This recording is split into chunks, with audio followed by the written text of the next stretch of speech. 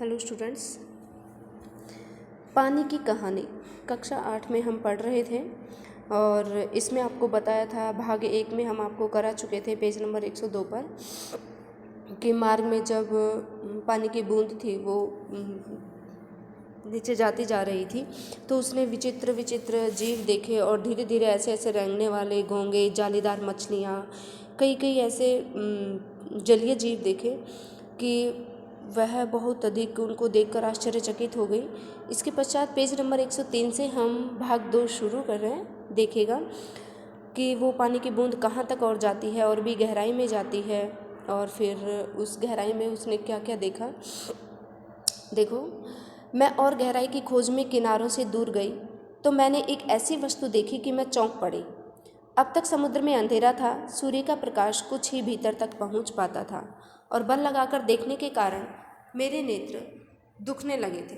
मैं सोच रही थी कि यहाँ पर जीवों को कैसे दिखाई पड़ता होगा कि सामने ऐसा जीव दिखाई पड़ा मानो कोई लालटेन लिए घूम रहा हो। यह एक अत्यंत सुंदर मछली थी। यहाँ पर एक ऐसी सुंदर मछली थी, इसका प्रकाश देखकर कितनी छोटी छोटी अनजान मछलियाँ इसके पास आ जाती थी और जब भूखी होती तो पेट भर उनका भोजन करती थी। उन छोटी छोटी मछलियों को पकड़ लेती थी और जलीय जीवों का तो यही है कि जो बड़ी मछलियाँ होती हैं वो छोटी मछलियों को अपना भोजन बना लेती हैं। विचित्र है, जब मैं नीचे समुद्र की गहरी तह में पहुँची तो देखा कि वहाँ भी जंगल है। छोटे ठिंगने मोटे पत्ते वाले पेड़ बहुतायत से उगे हुए हैं, बहुत से पेड़ भी उगे हुए हैं। वहाँ पर पहाड़ियाँ हैं, घाटियाँ हैं। इन पहाड़ियों की गुफाओं में नाना प्रकार के जीव रहते हैं और निपट अंधे तथा महाआलसी ऐसे जीव। यह सब देखने में मुझे कई वर्ष लगे। जी में आया कि ऊपर लौट चले, परंतु प्रयत्न करने पर जान पड़ा कि यह असंभव है। मेरे ऊपर पानी की कोई 3 मील मोटी तह थी। मैं भूमि में घुसकर जान बचाने की चेष्टा करने लगी। मैं कौन? पानी की बूंद। कि जब वो ओस की बूंद जैसे कि पड़ी थी लेखक के ऊपर तो वहाँ से फिसल कर वो कहाँ गई, यह मेरे लिए कोई नई बात न थी। करोड़ों जलकण इस भांति अपनी जान बचाते हैं और समुद्र का जल नीचे धंसता जाता है। मैं अपने दूसरे भाइयों के पीछे पीछे चट्टान में घुस गई।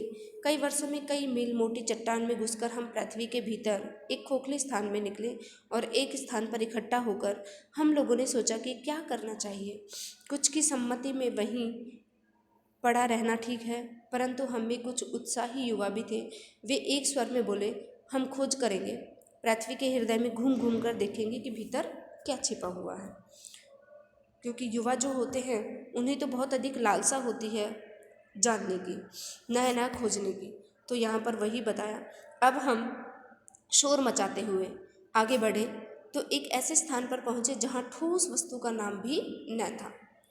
बड़ी बड़ी चट्टानें लाल पीली पड़ी थी, बहुत बड़ी बड़ी चट्टानें थी और नाना प्रकार की धातुएं इधर उधर बहने को उतावली हो रही थी। इसी स्थान के आसपास एक दुर्घटना होते होते बची। हम लोग अपनी इस खोज से इतने प्रसन्न थे कि अंधाधुंध बिना मार्ग देखे बढ़े जाते थे। इससे अचानक एक ऐसी जगह जा पहुँचे जहाँ तापक्रम बहुत ऊंचा था।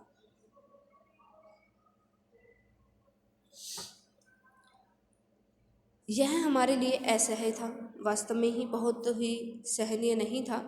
हमारे अगवा कांपे और देखते देखते उनका शरीर ओसजन और हाइड्रोजन में विभाजित हो गया। ओसजन और हाइड्रोजन यानी कि ऑक्सीजन और हाइड्रोजन में विभाजित हो गया। अब देखिएगा, इस दुर्घटना में से मेरे कान खड़े हो गए।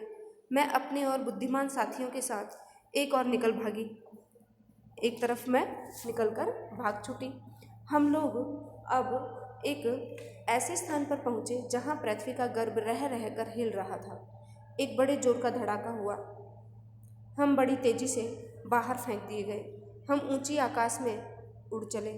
इस दुर्घटना से हम चौंक पड़े थे। पीछे देखने से ज्ञात हुआ कि पृथ्वी फट गई है। अब क्या हो चुका है, यहाँ पर क्या घटना हुई कि पृथ्वी फट गई है और उसमें धुआं, रेत, पिघली धातुएं तथा लपटें निकल रही हैं। यह दृश्य बड़ा ही शानदार था और इसे देखने कि हमें बार बार इच्छा होने लगी। मैं समझ गया तुम ज्वालामुखी की बात कह रही हो। अब यहाँ पर क्या हुआ, ज्वालामुखी की बात आ गई कि ऐसे ऐसे पृथ्वी फटी, तो ऐसा प्रतीत हुआ कि मानो ज्वालामुखी फट की बात हो रही हो। हाँ, तुम लोग उसे ज्वालामुखी कहते हो। अब जब हम ऊपर पहुँचे तो हमें एक और भाप का बड़ा दल मिला, यानी कि जब हम और थोड़ा ऊपर पहुँचे तो भाप का एक और बड़ा समूह सा था। ऐसा हम गरजकर आपस में मिले और आगे बढ़े। पुरानी सहेली आंधी के भी हमें यहाँ दर्शन हुए। अब इनकी पुरानी सहेली कौन थी? आंधी। उसके दर्शन भी हुए। वह हमें पीठ पर लादे कभी इधर ले जाती कभी उधर। वह दिन बड़े आनंद के थे। हम आकाश में स्वच्छंद किलौले करते फिरते थे। बहुत से भाप जल कणों के मिलने के कारण हम भारी हो चले थे। जल कणों के यानी कि भाप जब जल कणों से मिले तो बहुत अधिक भारी हो गए और नीचे झुक आए और एक दिन बूंद बनकर नीचे कूद पड़े। बूंद बनकर वो नीचे कूद पड़े। मैं एक पहाड़ पर गिरी और अपने साथियों के साथ मैली कुचली हो एक और बह चली, यानी कि वह जो पानी की बूंद थी वो एक पहाड़ पर गिरी और अपने साथियों के साथ क्या हो गई थी? मैली कुचली होकर वह एक तरफ की ओर बह रही थी। पहाड़ों में एक पत्थर से दूसरे पत्थर पर कूदने और किलकारी मारने में जो आनंद आया वह भूला नहीं जा सकता। एक पत्थर से यानी कि एक पत्थर से दूसरे पत्थर पर जब वो बह रही थी उसकी बूंद, तो इस तरह ऐसा प्रतीत हो रहा था कि बहुत अधिक प्रसन्नता उसे हो रही हो। हम एक बड़ी ऊंची शिखर पर से कूदे और नीचे एक चट्टान पर गिरे। बेचारा पत्थर हमारे प्रहार से टूटकर खंड खंड हो गया। अब यहाँ पर जैसे कि वो जो नौजवान थे, यहाँ बताया था कि वो जो नौजवान थे हम बड़ी तेज़ी से बाहर फेंक दिए गए थे, ऊंचे आकाश में उड़ चले। तो इस तरह से ये जो नौजवान थे वो ढूंढ रहे थे और ऐसा धुआं सा हुआ।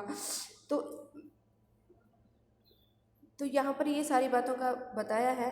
बेचारा पत्थर हमारे प्रहार से टूटकर खंड खंड हो गया क्योंकि जब वो उछल कूद हो रही थी। यह जो तुम इतने रेत देखते हो, पत्थरों को चबा चबा कर हम ही बनाते हैं। यानी कि जो रेत बनती है वो पत्थरों को चबा चबा कर बनाना, कि देखो जहाँ से यूँ होता है कि जब पानी एक रास्ता बना लेता है अपना, तो वो पानी के कारण वो पत्थर क्या होने लग जाते हैं? कटाव मारने लग जाते हैं, अर्थात वो पत्थर भी कटने लग जाते हैं। तो इस तरह से चबा चबा कर का तात्पर्य है कि पानी के कटाव से वो पत्थर भी मिट्टी में यानी कि वो चूरा चूरा हो गए थे। कंप्लीट। आगे देखो, जिस समय हम मौज में आते हैं तो कठोर से कठोर वस्तु हमारा प्रहार सहन नहीं कर सकती। अर्थात जब पानी का बहुत अधिक बहाव आता है तो कितनी भी कठोर वस्तु हो, वह कठोर वस्तु पानी का प्रवाह इतना अधिक होता है कि कठोर वस्तु कितनी भी हो तो वह टूट जाती है। अपनी विजयों से उत्पन्न होकर हम लोग अपनी विजयों से उत्पन्न होकर उन्मत्त होकर, कहने का तात्पर्य है कि यहाँ पर पानी इतना अधिक उन्मत्त हो जाता है, उसका बहाव, उसके झरने इतने अधिक हो जाते हैं कि धीरे धीरे इधर उधर बिखर जाता है वो पानी। जो उसका रास्ता होता है वह रास्ते में भी, और उसका बहाव जब अधिक हो जाता है तो वो इधर उधर बहने लग जाता है। मेरी इच्छा बहुत दिनों से समतल भूमि देखने की थी, इसलिए मैं एक छोटी धारा में मिल गई। कहाँ पर मिल गई? एक छोटी सी धारा में मिल गई। सरिता के वे दिवस बड़े मजे के थे। सरिता के यानी कि नदी के पानी के बहाव के वो दिन बड़े मज़े के थे। हम कभी भूमि को काटते, कभी पेड़ों को खोखला कर उन्हें गिरा देते, यानी कि पानी का बहाव अधिक, और जब इतना अधिक बहाव हो जाता है तो ऐसा लगता है जैसे कि वास्तव में ही हम ऐसा कर पा रहे थे। और बड़े बड़े वृक्ष भी पानी के बहाव से क्या हो जाते हैं? गिर जाते हैं जड़ सहित। बहते बहते मैं एक दिन एक नगर के पास पहुँची। वो पानी की बूंद कहाँ पहुँच गई? एक नगर के पास पहुँच गई। तो मैंने देखा कि नदी के तट पर एक ऊंचे मीनार में से कुछ काली काली हवा निकल रही है। एक काली काली हवा निकल रही थी। मैं उत्सुक हूँ उसे देखने को क्या बढ़ी कि अपने हाथों दुर्भाग्य को न्योता दिया। कि जो काली काली जो हवा बह रही थी, तो ऐसा लगा कि जैसे कि मैंने अपने हाथों से, यानी कि स्वयं ही मैं जैसे कुएं में गिर पड़ी हूँ। ठीक है। और जो ही मैं उसके पास पहुँची, अपने और साथियों के साथ एक मोटे नल में खींच ली गई। और अब वो कहाँ चली गई, यानी कि जो वो मोटी मोटी काली काली हवा सी थी, उसे ऐसा प्रतीत हुआ जैसे कि वो कोई पाइप सा था और उस पाइप में वो खींच ली गई हो। कई दिनों तक मैं नल नल घूमती फिरी। मैं प्रति क्षण उसमें से निकल भागने की चेष्टा में लगी रहती। अब वो नल में से, उस पाइप में से निकलने की चेष्टा करती, लेकिन भाग्य मेरे साथ था। बस एक दिन रात के समय मैं ऐसे स्थान पर पहुंची जहां नल टूटा हुआ था, जहां से वह नल क्या हो गया था, टूट चुका था। मैं तुरंत उसमें होकर निकल भागी और पृथ्वी में समा गई। अब वो पानी की बूंद वहाँ उस नल में से निकली और नल में से निकलकर उस पृथ्वी में जाकर समा गई। अंदर ही अंदर घूमते घूमते इस बेर के पेड़ के पास पहुँच गई। कहाँ पहुँच गई, एक बेर के पेड़ के पास। वह रुकी, सूर्य निकल आए थे। बस मैंने कहा, हाँ, मैं अब तुम्हारे पास नहीं ठहर सकती। सूर्य निकल आए हैं, तुम मुझे रोक कर नहीं रख सकते। वह उसकी बूंद धीरे धीरे घटी और आँखों से ओझल हो गई। अब वो उसकी बूंद थी, वो कहाँ हो गई, यानी कि जब सूर्य उदय हुआ तो धीरे धीरे वह कम होती चली गई और आकाश में वह भाप बनकर उड़ गई। तो इस तरह से रामचंद्र तिवारी जी के द्वारा बड़ा साहित्यिक और रोमांचक पाठ है यह। और इतनी अधिक उस ओस की बूंद की जो यात्रा दिखाई गई है, वो बहुत ही ज़्यादा मतलब इतना विस्तार पूर्वक दिखाया गया है कि इसमें ओस की बूंद की पूरी यात्रा का वर्णन किया है कि वो पानी की तह तक गई थी समुद्र में, और नीचे से जो जलीय जीव भी थे, जलीय पौधे भी थे, और इस प्रकार से वहाँ से वह झरनों में से, पानी के बहाव से, पहाड़ों में से काटती हुई किस तरह वो नल में से, नल जब टूट चुका तो वो बाहर आ गई, पृथ्वी पर आ गई और पृथ्वी में समा गई, और सूर्य निकलते ही वह भाप बनकर उड़ गई। तो इस तरह यह रामचंद्र तिवारी जी का यह पाठ आपका कंप्लीट हुआ। अब देखिए बच्चों, इसमें प्रश्न अभ्यास, लेखक को ओस की बूंद कहाँ मिली। अब यहाँ पाठ में सबसे पहले ही दिया हुआ है कि लेखक को ओस की बूंद कहाँ मिली। लेखक को जो स्टार्टिंग में ही आपको बताया गया था कि लेखक जैसे ही आगे बढ़ा था कि बेर की झाड़ी पर से एक मोती के समान, ऊपर ही ऊपर फर्स्ट लाइन में ही दिया हुआ है कि बेर की झाड़ी में से एक मोती के समान एक बूंद लेखक के हाथ पर आकर पड़ गई। ठीक है, तो वह कहाँ मिली थी उसे, एक झाड़ी में से उसके हाथ पर गिरी हुई मिली थी। ओके, इसके पश्चात देखिए अगला प्रश्न क्या है, ओस की बूंद क्रोध और घृणा से क्यों कांप उठी। ओस की बूंद क्रोध और घृणा से क्यों कांप उठी। देखो, जब ओस की बूंद लेखक के हाथ पर आकर गिरी तो उसे बहुत अधिक क्या हुआ था, उसे ऐसा लग रहा था कि वह अब सुरक्षित नहीं हो पाएगी। लेकिन जब वह लेखक की कलाई से सरक कर हथेली पर आई और सितारों के तार की झनकार के समान जब उसे सुनाई दी, तो उसे ऐसा अनुभव हुआ कि वह बहुत अधिक हथेली से निकल रही थी। उसके बूंद के कण थे, दोनों हिल हिल कर उसे एक स्वप्न सा उत्पन्न कर रहे थे। तो यहाँ पर जब ओस की बूंद और लेखक का आपस में वार्तालाप होता है तो ओस की बूंद क्रोध से परिपूर्ण हो गई, क्योंकि उसे लगा कि जो पेड़ दिखाई दे रहा था, कि वह जो पेड़ आ रहा है उसके सामने जैसे वो बातें करते जा रहे थे लेखक और ओस की बूंद, तो उसे ऐसा प्रतीत हुआ कि पृथ्वी में लगभग इतना ही बड़ा है, और जैसा कि ऊपर से दिखाई दे रहा है वैसे ही पृथ्वी पर इतना ही नीचे गहराई में होगा। और उसकी जो बड़े बड़े जड़ें हैं, उसकी छोटी छोटी जड़ें, बड़ी जड़ें, जड़ों के रोएं, वे सभी बड़े निर्दयी होते हैं और बलपूर्वक वो पृथ्वी में उसे खींच लेते हैं। किनको, जल के कणों को खींच लेते हैं। तो कुछ को तो पेड़ एकदम खा जाते हैं और कुछ अधिकांश का सब कुछ छीनकर उन्हें बाहर निकाल देते हैं। यानी कि अब उसकी बूंद अपने जीवन के विषय में सोच रही थी, अपने बारे में सोच रही थी कि जल की कणों को पेड़ कुछ तो अपना क्या करते हैं, ये भोजन बना लेते हैं और कुछ को ये क्या कर देते हैं, वहीं पर ही छोड़ देते हैं, यानी कि बाहर निकाल देते हैं। तो इस कारण से उसका शरीर क्रोध और घृणा से उसका शरीर भी कांप उठा और वह असमंजस में पड़ जाती है कि कहीं वह इन पेड़ों के ऊपर ही तो नहीं चली जाएगी। हाइड्रोजन और ऑक्सीजन को पानी ने अपना पुरखा क्यों कहा? देखो, हाइड्रोजन और ऑक्सीजन को पानी ने अपना पुरखा इसलिए कहा है क्योंकि जब हाइड्रोजन और ऑक्सीजन इनको मिलते हैं, किसको, कि पेड़ों को भी मिलते हैं, तो यहाँ बताया है कि ये ऐसे हैं कि जिनसे पौष्टिक तत्व सांस लेने में भी, और खाली एक पानी ही पानी नहीं बल्कि पूरा पौष्टिक तत्व उन्हें उनकी वृद्धि करने में, पेड़ों को आगे बढ़ाने में बहुत अधिक अपनी भूमिका निभाता है। ठीक है, तो यहाँ पर इसीलिए यहाँ पर उन्होंने अपना पुरखा कहा है, क्योंकि इससे पहले पानी के जल कणों से पहले हाइड्रोजन और ऑक्सीजन ही किसी चीज़ को, यानी कि बहुत दिन हो गए कि जो इनके पुरखे कौन, कि हाइड्रोजन और ऑक्सीजन, ये तो दो गैसें हैं और जो सूर्यमंडल के लपटों के रूप में से विद्यमान होती हैं। जो कहाँ से विद्यमान होती हैं? सूर्यमंडल की लपटों में से निकलती हैं। तो सूर्यमंडल जब अपने निश्चित मार्ग पर चक्कर काट रहा था, तो जब हमारे ब्रह्मांड में क्या हो गई थी, उथल पुथल हो रही थी। किसके ब्रह्मांड में? उसकी बूंद के ब्रह्मांड में। तो अनेक ग्रह और उपग्रह भी बन गए थे और इसीलिए बताया है कि इनका दर्शन करते ही, सूर्य का दर्शन करते ही उसकी बूंद भाप बनकर उड़ जाती है। ओके, आगे देखिएगा अगला प्रश्न।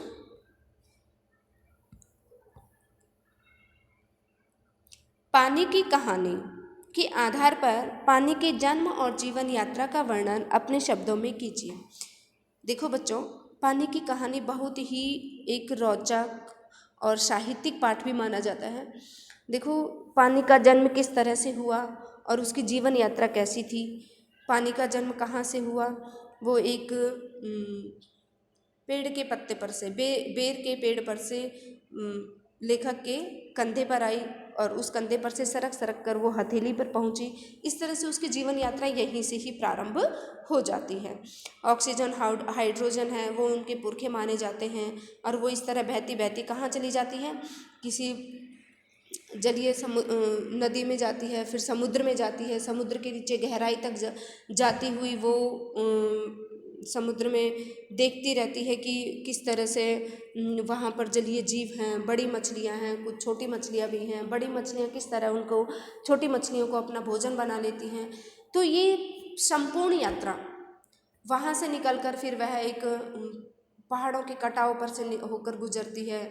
और ऐसा भी बताया कि हमारा प्रवाह जब बहुत अधिक होता है, अर्थात पानी का प्रवाह इतना अधिक होता है कि जो पहाड़ों की जो पत्थर हैं वो भी कट कट कर रेत बनने लग जाते हैं। तो यहाँ इस तरह ये पानी की जीवन यात्रा का वर्णन किया गया है। कहानी के अंत और आरंभ के हिस्से को स्वयं पढ़कर देखिए और बताइए कि उसकी बूंद लेखक को आप बीती सुनाते हुए किसकी प्रतीक्षा कर रही थी। लेखक को अपनी आप बीती सुनाते हुए वह धूप की प्रतीक्षा कर रही थी, सूर्य के ताप की प्रतीक्षा कर रही थी, ताकि वह फिर से अपने कहाँ चली जाए, एक भाप बनकर उड़ जाए। और उसकी बूंद कैसे आई कि जब सूर्य अस्त हो जाता है तो उसकी बूंद क्या बन जाती है? उसकी बूंद एक भाप बन जाती है और एक भाप बनकर ओस के रूप में परिवर्तित हो जाती है। वो जब भाप बनकर उड़ती है धूप में तो क्या हो जाती है? उसका अंत हो जाता है। लेकिन जब सूर्य अस्त हो जाता है और धीरे धीरे वह छोटी छोटी बूंदों के द्वारा ओस में परिवर्तित, जो छोटे छोटे कण होते हैं पानी के, वो ओस में परिवर्तित हो जाते हैं। तो वो उसकी बूंद अपना रूप धारण कर लेती है और जब धूप निकलती है तो वह भाप बनकर फिर दोबारा से उड़ जाती है। आगे देखिए, पाठ से आगे जल चक्र के विषय में जानकारी प्राप्त कीजिए और पानी की कहानी से तुलना करके देखिए कि लेखक ने पानी की कहानी में कौन कौन सी बातें विस्तार से बताई हैं। तो यहाँ पर देखिएगा पानी की कहानी की से तुलना करके बताना है कि लेखक ने पानी की कहानी में कौन कौन सी बातें विस्तार से बताई हैं। देखो बेटा, एक जल चक्र का एक आप इस तरह से आपको इसमें क्या करना है, एक चित्र सा बनाना है, ठीक है। और जैसे कि यहाँ पर जल का बहाव है और ये जल का बहाव कहाँ तक जा रहा है, पहले ये नदियों पर गया, नदी से समुद्र में गया, समुद्र से फिर ये कहाँ गया, समुद्र से फिर ये निकल गई, वहाँ पर जलीय जीव थे, ठीक। फिर उसके पश्चात ये पहाड़ों पर गया, बड़े बड़े बड़े बड़े ऐसे ऐसे पहाड़ थे। फिर इस प्रकार से पहाड़ों पर से फिर यह फिर रास्ते पर आई, रास्ते पर से फिर एक काले से पाइप में गई, उस नल में आ गई और एक टैप में आकर, नल में आकर वह क्या कर गई, उसमें बिखर गई और एक दिन नल टूट गया तो क्या हुआ, वह फिर से बिखर जाती है और धूप निकल आती है। और इस प्रकार से ये पानी की कहानी की विस्तार पूर्वक ये बातें बताई गई हैं। और ये पूरी की पूरी पानी की कहानी से तुलना कीजिए किसकी, जल चक्र के विषय में, कि वास्तव में जल चक्र इसी तरह से जल चक्र चलता रहता है, जल का जो चक्र होता है वो इसी तरह चलता रहता है, ठीक है। आगे देखो, पानी की कहानी पाठ में उसकी बूंद अपनी कहानी स्वयं सुना रही है और लेखक केवल श्रोता है। केवल लेखक क्या है, श्रोता है, सुनने वाला है। इस आत्मकथात्मक शैली में आप भी किसी वस्तु का चुनाव करके अपनी कहानी लिखें। समुद्र के तट पर बसे नगरों के अधिक ठंड और अधिक गर्मी क्यों नहीं पड़ती। समुद्र के किनारे जो नगर बसे हुए हैं वहाँ पर अधिक ठंड और अधिक गर्मी इसलिए नहीं पड़ती, देखिए वहाँ पर तापमान समान रहता है, क्योंकि जब समुद्र से उठने वाली जो भाप होती है, समुद्र से उठने वाली जो भाप होती है तो वह उसमें परिवर्तित हो जाती है और जो तापमान है वो शीतलता से परिपूर्ण रहता है। लेकिन जब वही भाप धूप निकलने पर बह जाती है, उड़ जाती है, तो वह किस में परिवर्तित हो जाती है, ग्रीष्म में परिवर्तित हो जाती है। तो इस तरह से यहाँ पर सर्दियों में भी और ग्रीष्म में भी ना तापमान अधिक रहता है और ना ही कम रहता है। समुद्र के पेड़ के भीतर फवारा नहीं होता, तब पेड़ की जड़ों से पत्ते ए तक पानी कैसे पहुंचता है। इस क्रिया को वनस्पति शास्त्र में क्या कहते हैं। क्या इस क्रिया को जानने के लिए कोई आसान प्रयोग है, जानकारी प्राप्त कीजिए। देखो बच्चों, ये बात यहाँ पर आई भी थी कि पेड़ अपने जल कणों को कुछ को ग्रहण करता है और कुछ को वह बाहर निकाल देता है। आपने क्योंकि जब यहाँ पर पानी देखो यहाँ से बताया था कि सुनो क्या, कि मैं एक पेड़ के पास की भूमि में बहुत दिनों तक इधर उधर घूम रही थी और कणों का हृदय भी टटोल रही थी, लेकिन कैसे, तब यह पेड़ जो तुम देख रहे हो वह पृथ्वी में भी लगभग इतना ही बड़ा है। जो ऊपर से पेड़ जितना होता है पृथ्वी में भी उसकी जड़ें उसी तरह से फैलती रहती हैं, ठीक है। और जब पानी डाला जाता है छोटी छोटी जड़ों तक, छोटी छोटी जड़ों के रोए हैं वे बड़े निर्दयी होते हैं और जब वो जल कणों को बलपूर्वक पृथ्वी में खींच लेते हैं, असंख्य जो जलकण होते हैं वो बलपूर्वक उन जड़ों को खींच लेते हैं। कुछ को तो पेड़ एकदम खा जाते हैं और अधिकांश का सबब छीनकर उन्हें बाहर निकाल देते हैं। यानी कि जैसे जड़ें फैलती हैं उसी प्रकार से वो पानी के जलकण जब डाले, पानी के जलकणों को वो जड़ें अपने आप में सोख लेती हैं। तो इस तरह से यहाँ पर ये पूरी क्रिया बताई गई है और आप विज्ञान पढ़ते भी हो और विज्ञान में आपको अच्छे से पता भी है कि ये कौन सी क्रिया कहलाती है, ठीक है। अनुमान और कल्पना देखिए, पानी की कहानी में लेखक ने कल्पना और वैज्ञानिक तथ्य का आधार लेकर ओस की बूंद की यात्रा का वर्णन किया है। ओस की बूंद अनेक अवस्थाओं में सूर्यमंडल, पृथ्वी, वायु, समुद्र, ज्वालामुखी, बादल, नदी और जल से होते हुए पेड़ के पत्ते तक की यात्रा करती है, बिल्कुल करती हैं। इस कहानी की भांति आप भी लोहे अथवा प्लास्टिक की कहानी लिखने का प्रयास कीजिए। अब यहाँ पर लोहे और प्लास्टिक की कहानी लिखने का प्रयास, यहाँ पर अनुमान बताया है, कल्पना बताई गई है। भाषा की बात में भी देखिएगा, किसी भी क्रिया को पूरी करने में जो भी संज्ञा आदि शब्द संलग्न होते हैं वे अपनी अलग अलग भूमिकाओं के अनुसार अलग अलग कारकों में के वाक्य में दिखाई पड़ते हैं। जैसे वह हाथों से शिकार को जकड़ लेती थी। अब देखना, यहाँ पर जकड़ना क्रिया है, तभी संपन्न हो पाएगी जब कोई व्यक्ति जकड़ने वाला हो, कोई वस्तु शिकार हो जिसे जकड़ा जाए। इन भूमिकाओं की प्रकृति अलग अलग है। व्याकरण में ये भूमिकाएं कारकों के अलग अलग भेदों जैसे कर्ता, कर्म, करण आदि से स्पष्ट होती है। तो यहाँ पर मुख्य रूप से क्या बताया गया है कि कारक किसे कहते हैं? कारक की परिभाषा और कारक के भेद। कर्ता कारक है, कर्म है, करण है, संप्रदान है, भेद परिभाषा सहित आपको कंठस्थ होने चाहिए। कंप्लीट हुआ? तो इस तरह से ये क्या है, यह चैप्टर जो एक बहुत ही रोचक पाठ है, ठीक है। तो ओके बच्चों, इस तरह से आप इसको कंप्लीट कीजिए और जहाँ पर कोई भी अभी समस्या भी हो तो आप बताइए। Okay, thanks.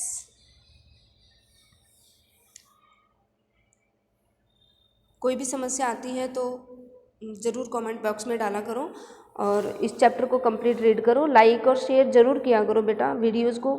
आपके जितने भी दोस्त हैं, कोई भी हैं क्लास 8 के, सभी बच्चों को शेयर कर दो। थैंक्स।